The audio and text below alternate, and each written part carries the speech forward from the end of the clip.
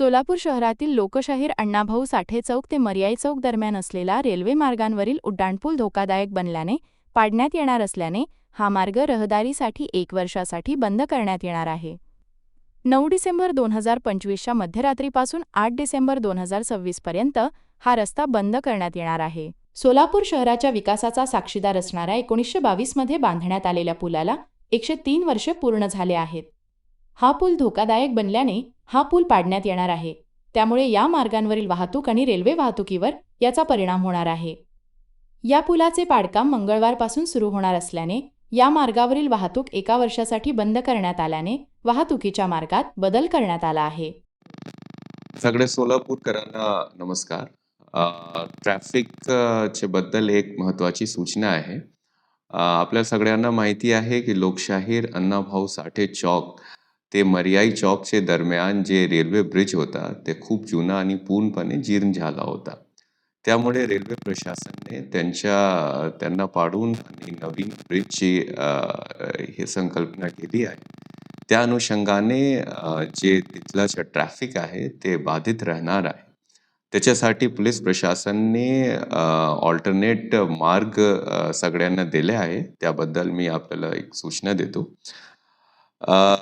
जे मर्याई चौक ते एसटी स्टँडकडे येणारी जे वाहतूक आहे ते मर्याई चौक शेटेनगर रेल्वे बोगदा, खतीमकर अपार्टमेंट,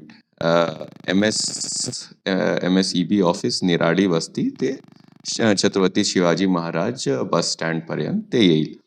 मर्याई चौक ते रेल्वे स्टेशनकडे जाण्याकरिता मर्याई चौक, नागोबा मंदिर, रामवाडी पोलीस चौकी, रामवाडी दवाखाना, रामवाडी ग्रीन गोडाऊन, मोदी बोगदा, जांबामुनी चौक, मोदी चौकी ते कुमार चौक इथे येणार आहे.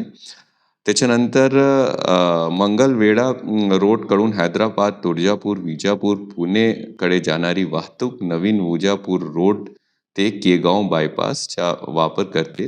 मंगलवेढाकडून येणारी जड वाहतूक जे आहे ते नवीन केगाव बायपास रोडचा वापर करते.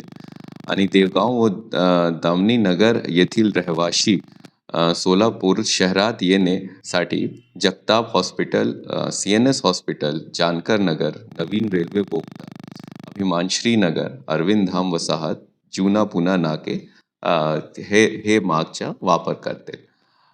जे नागरिकांना याच्याबद्दल ते त्रास होणार आहे त्याच्यासाठी सगळी तयारी जी आहे ते पोलीस प्रशासनाने केले आहे.